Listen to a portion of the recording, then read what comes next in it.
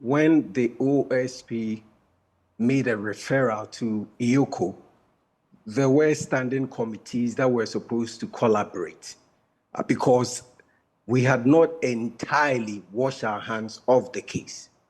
So there were two representatives, one from EOCO and one from us. But I'd also like to put on record that at no point in time has EOCO requested for a copy of the FBI report.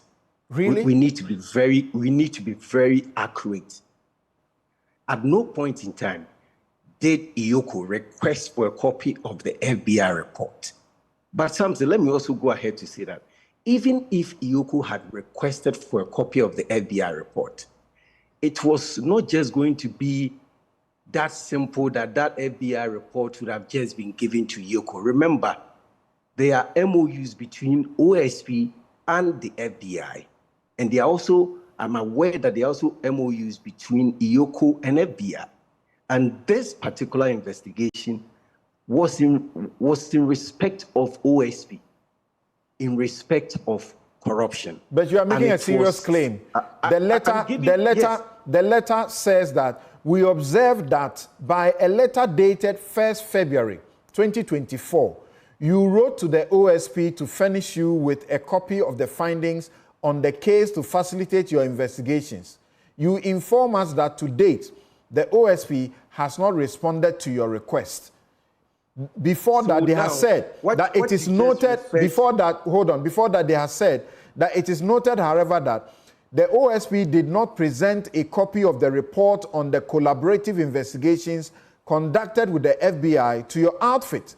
Neither are the findings of the transboundary investigations conducted by the OSP stated in the OSP docket to you.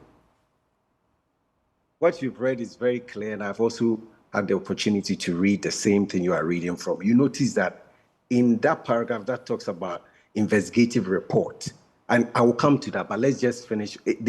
That paragraph never said that they requested for FBI report. They rather said that they had not seen the FBI report. So we want to make it very clear. EOCO did not request for it. And I'm saying that even if EOCO requested for it, this FBI report has a lot of confidentiality clauses on it that was directed particularly to the Special Prosecutor. And you can't just give an FBI report to another agency because you have transferred. There ought to be a lot of what I call interagency collaboration and clearance. And so if it had happened, then we may have triggered clearance so that either we are cleared by FBI that, oh, you can send it, or FBI will directly send it to them. The other point I want to make is that the OSP should be taken as a whistleblower to EOCO. So as a whistleblower, we have given EOCO, we gave EOCO platinum information.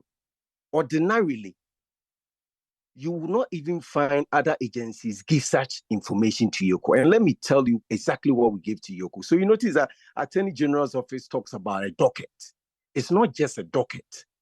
That particular docket has caution statements of suspects and witnesses, about 20 suspects and witnesses in America, in Accra, and in Ashanti region. And these are investigations that we have done that give us the sense that almost everything we have looked at may fall in the realm of money laundering. So it is not just in respect of a transaction in America, but also in respect of the monies, the over 10 million Ghana cedis, if you convert, that we found in Ms. Dapaah's house, and including all the monies we saw passing through her bank account. So our referral is not just in respect of a transaction in America. Also, we were not conducting money laundering investigation. We were conducting corruption investigation.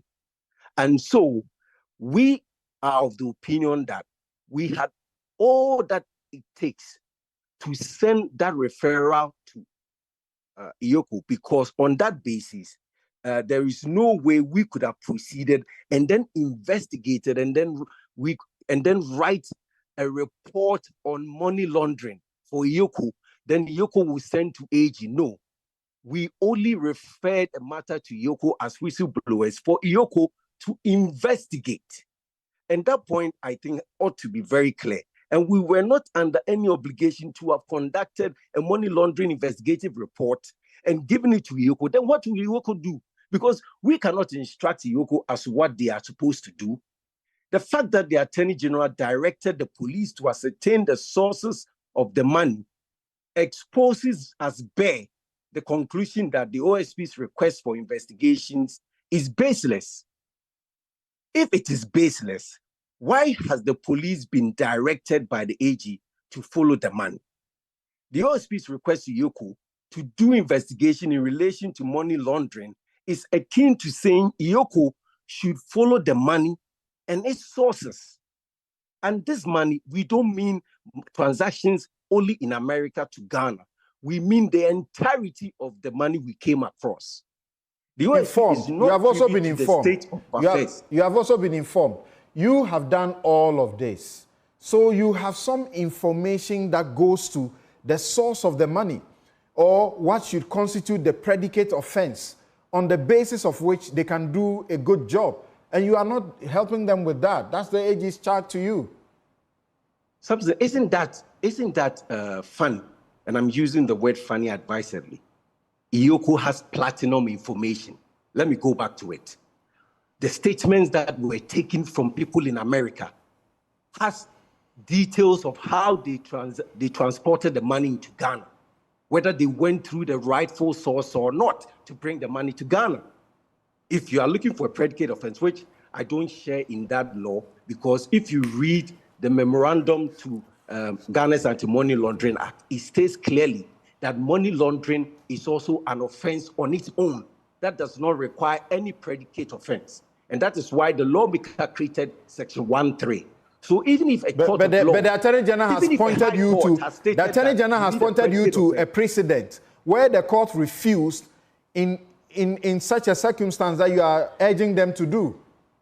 That is why we have an appeal. So the state ought to appeal, because then the judge is rewriting the law.